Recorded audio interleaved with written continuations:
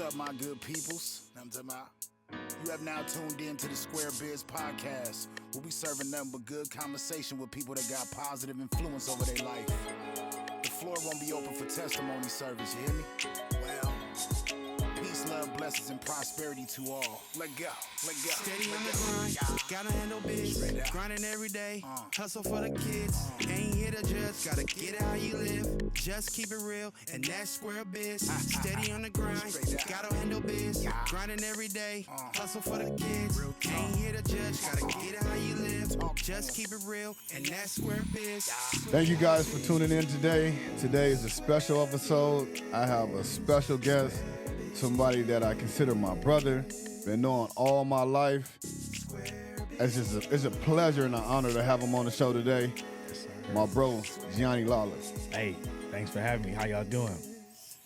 So just to give you guys a little backstory on me and Gianni's relationship, we've been knowing each other, like I said, all my life. We come out the same community, out of the same soil. Shout out to the east side of Compton. Yes, sir, yeah.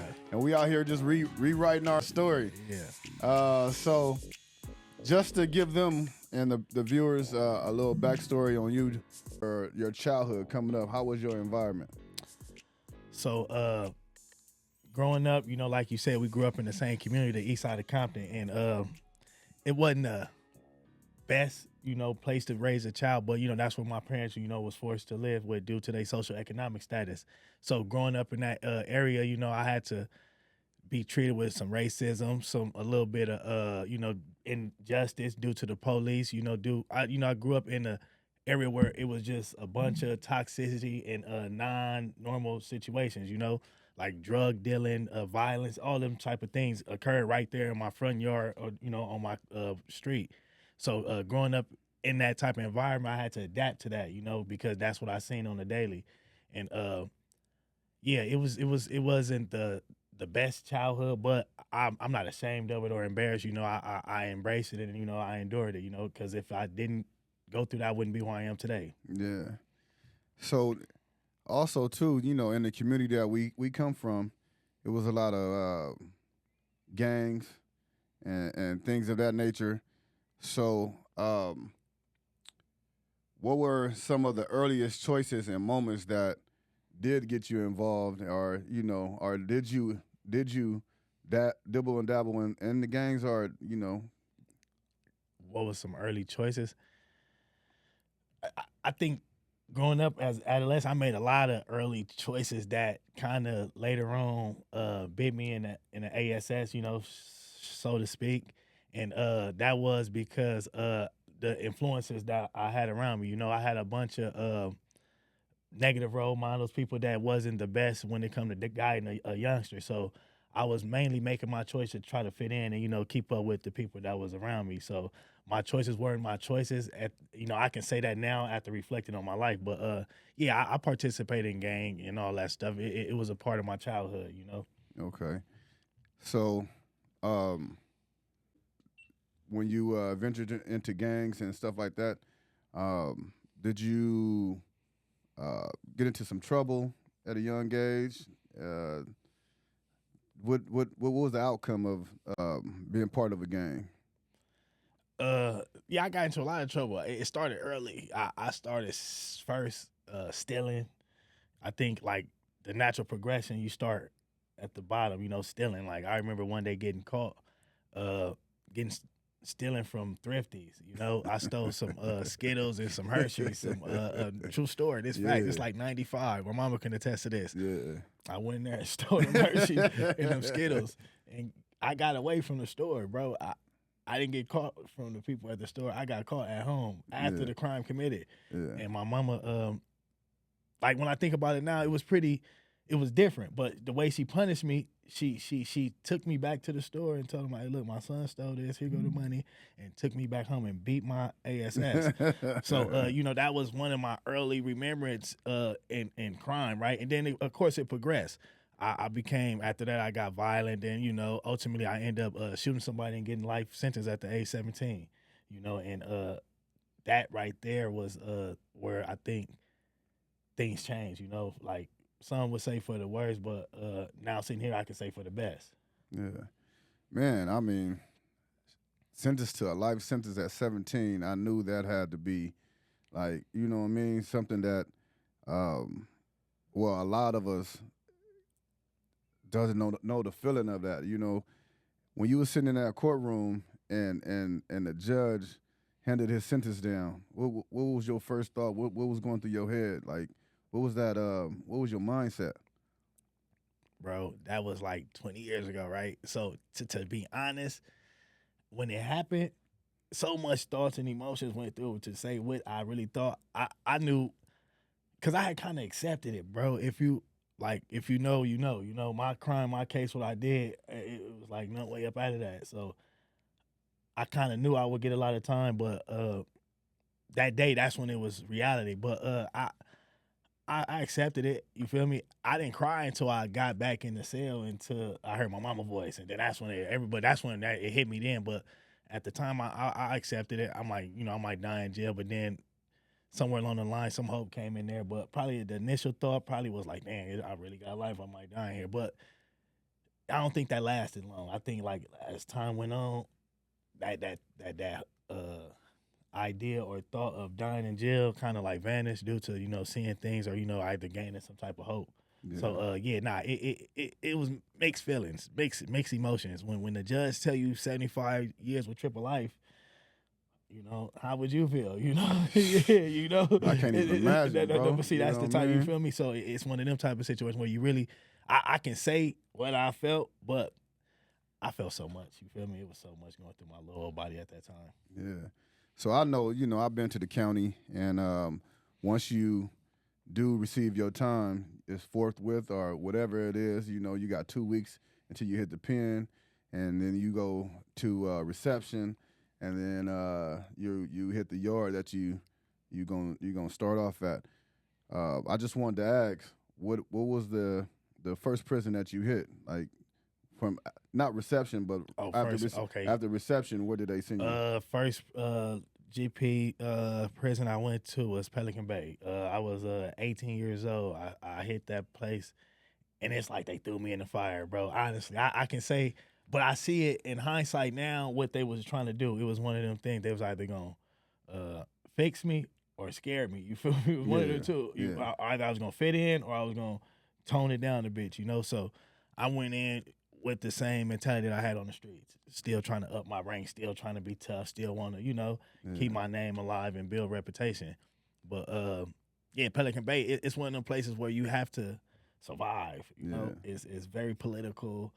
It's a lot of violence, and you know, at 18, you know, you just want to survive. You know, you don't want to die out there because you see it instant. You see murders instant. You see violence instant. So yeah, Pelican Bay, they put me there to see if I was really about that, and I lived up to it, and then after a while, you be like, bro, this ain't what it is. You feel me? You get to thinking about it. That was my next question, is because a lot of viewers don't know, or a lot of people that haven't been there. That's a 180 yard, right? Right.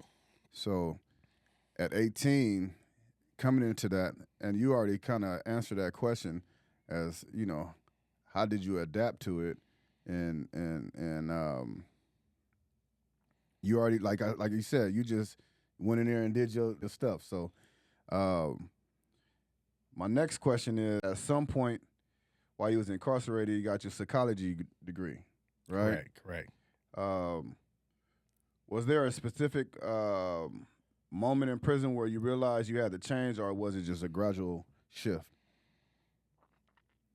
It was moments, and I think so it started off gradual, and then moments came that reinforced that I should continue to change. That's how it went. So gradually, it's ironic, in Pelican Bay, I think that's where it started. After going to the hole and being in them uncomfortable situations and settings, I start having them time to really find self, reflect, and think, you know. And I did a lot of reading too, honestly. So much reading kind of helped, you know, open my mind to new things. But while there, I got into the GED program, bro. I remember I got out the hole, and the quickest way to get A1A status was to get a job.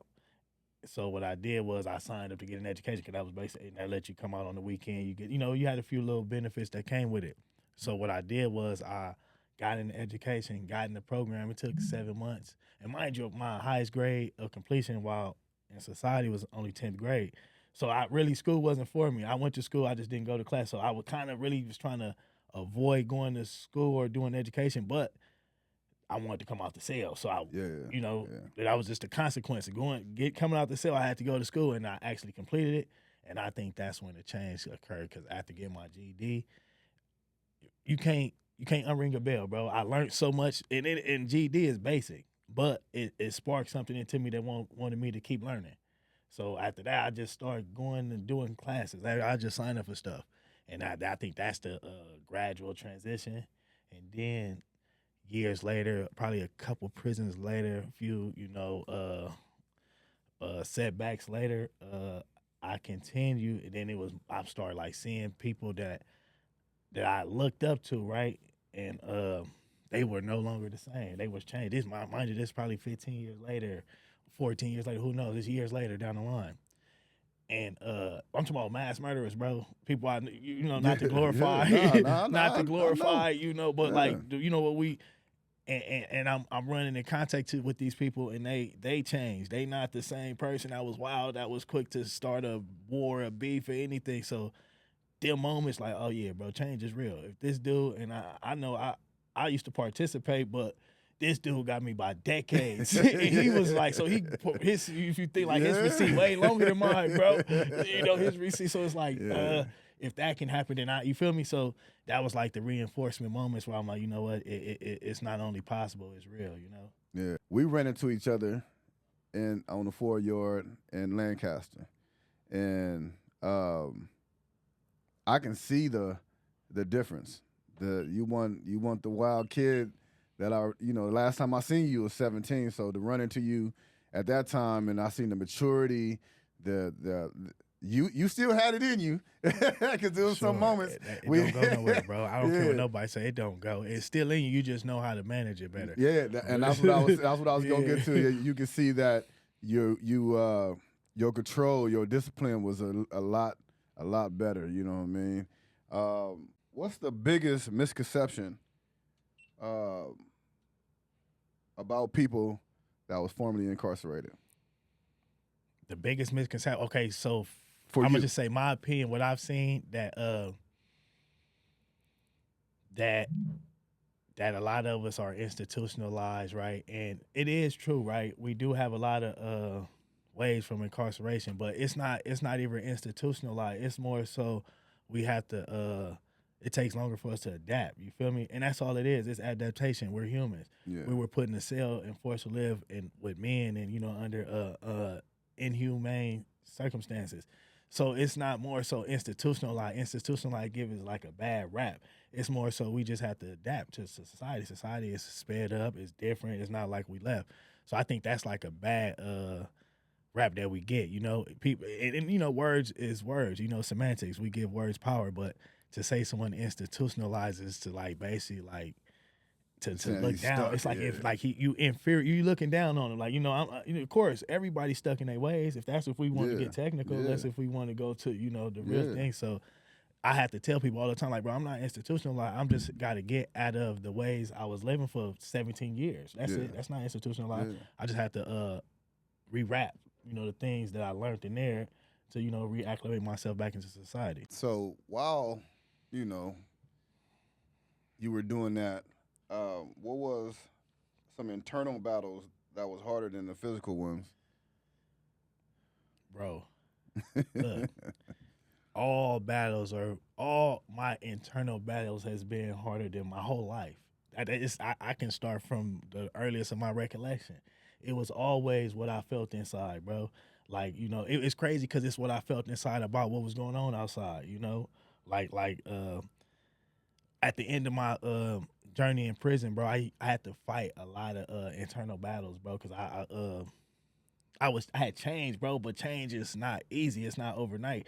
So it's a lot of things that I would let slide or pass, that I would never, like, in my earlier years, if you get what I'm saying. So and you still have that voice, though. And that's the thing. But this is how I was able to manage it and cope with it. Because I learned when I was younger, bro, I used to have self-talk, right? Self-talk is when you tell yourself things about what's going on outside of you. That's the internal battle that I've been dealing with since I was a kid, bro. When I say since I was a kid, I really mean it. Because I always let something outside of me make me feel a certain way, whether it was good or bad. Then I told myself something. And then once you tell yourself something, that's a script that you subscribe to, right, in your mind. And now that gets you to act. So while in prison, I had to learn to monitor my self-talk. Like, because self-talk go two ways. It's good self-talk or positive self-talk or negative self-talk. And depending on which one you activate, depending on how you're going to respond. So what I do now, I allow external things to be, and I accept them, and it's my response that I have to be more so in control of, because my response is what's going to cost me. It's going to either give me that life sentence or allow me to stay free with my daughter. You feel me? So that's the difference. You know? You know, just with me, I think about, I kind of play it out. You know what I mean? I kind of look at both sides of the coin. When something happens, I look at it and be like, all right, but if I react like, am I prepared to go do this time? Am I prepared to accept the consequences that come with that? You know what I mean? And I think a lot of youth right now don't look at that as far as looking at the consequences that go with their actions. And when it comes down to being in that courtroom and they receive that time and they break down, you know, they asking why, but at the same time you got to take what comes with it. Right. You know what I mean? You did that. This is the consequences that come with it. Absolutely, and that's important. Acceptance is everything. I think that's how I was able to make it out of prison, bro. Accepting what was, you know, accepting that this is what my life was at the moment. Deal with it, learn from it, and keep moving. You know. Yeah. So, you did 17 years. Correct. Yeah. So, when did you find out? Like, when did you find out that? Because I know you go through the appeal process, right?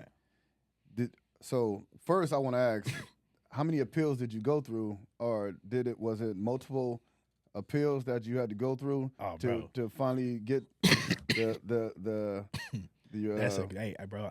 I can't even remember. I just put it like this. I exhaust all remedies. Everything that they thought that they was talking about through the grapevine or that I thought can apply to me, I was filing. So I filed, of course, a direct appeal, Supreme Court, federal courts. I filed them all. I got denied in all of them. And then I continue to file writs. You can file writs at any time, you know, based on what the new law is. You say, like, hey, this is new law, and it applied to my case, huh? Judge, tell me if yay or nay. And that's what I was doing all the way up until the moment that I filed the motion. And I ain't gonna take full credit for it. It's a dude that helped me with it. We did it together. But you know, he's still in there. He on his way home from, you know, last I heard. But I filed it, bro. And it's crazy. The same court that gave me all that time took it back. It was I filed the motion, but it was the powers that be that did it. You know, I recognize that, bro. But I filed all type of stuff. I don't have quit in me. I'm gonna fight. I'm gonna fight you, bro. We don't have no choice coming from where we come from. We're gonna fight all the way. Yeah. I remember the phone call when you called me, and you told me, bro, I'm coming home. And I was like, what? And you like, bro, I think it was a Monday you called me, and I'm like, you said, I'm home on Wednesday. And I'm like, hell no. Like, I'm so ecstatic. Like, I'm, teary-eyed. My wife next to me, she teary-eyed. Once I told her the news, we like, so I just know the feeling that I had, receiving that news. On our next episode, we're going to touch bases on How did you feel when you received that news? And how did you process that information? Sure, yeah, that's big. And it was a roller coaster. I'm gonna just leave it there. Just a roller coaster. Y'all stay tuned for our next episode, part 2, on our road to redemption with Gianni Lawler.